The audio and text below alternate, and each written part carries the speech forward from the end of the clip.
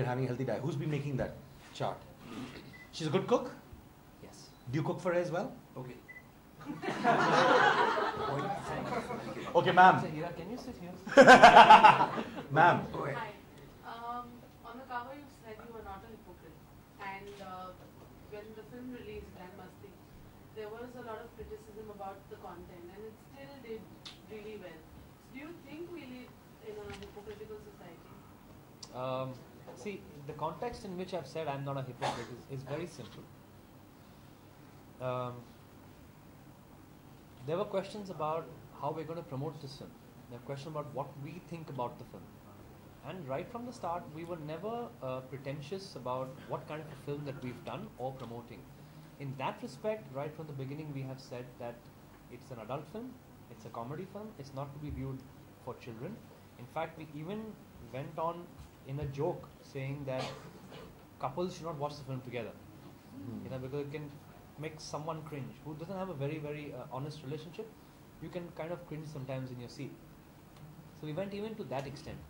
Now, having seen the outcome of the film and having seen the film achieved what it has, the reason I say I'm not a hypocrite is because I never lied right from the start. I never said that, you know what, it's a clean film, it's a family film, kids can go and watch it, couples must go and watch it together, watch it with their families, watch it with their parents. I never said all that. In that context, I've said that I am not a hypocrite. So, you know, my words are not to mislead anyone, and I've spoken the truth right from the beginning. So this is what you need to expect, and that's what you should expect. Also, you've been very vocal about, you know, being uncomfortable when you were reading the script. Yeah. Did you at any point feel that you wanted to back out? At all times. No, you know, even while we were shooting, like I mentioned even earlier, there were a lot of scenes that the gentleman asked me, name me one scene. They were right from the beginning. When you're mouthing such dialogues, what does ABC mean?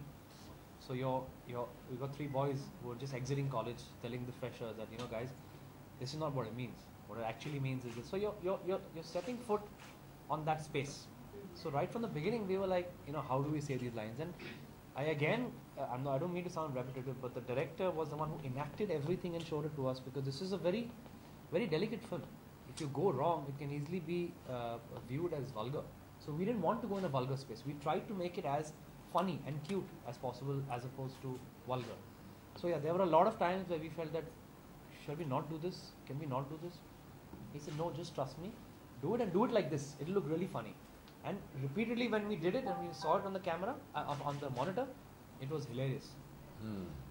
Okay, last question. Yes, ma'am. Hi. Aftab, do you think you can pull off a negative role? Do you think viewers will accept you as a villain, considering that you're known for your chocolate boy image?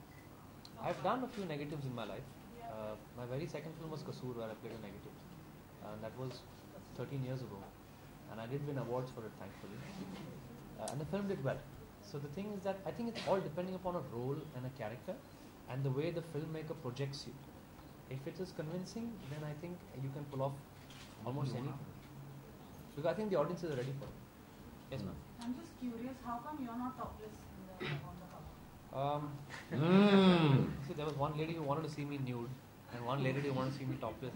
I think because the ladies are maybe I'm In not basics. Maybe I'm not in the best of shapes, and you know, I was not really comfortable. I mean, I've done enough of that in Grandmasti. I don't want to do anything more. But you want to obviously see him shirtless, right? Totally, yeah. So next, Yuvraj and him shirtless.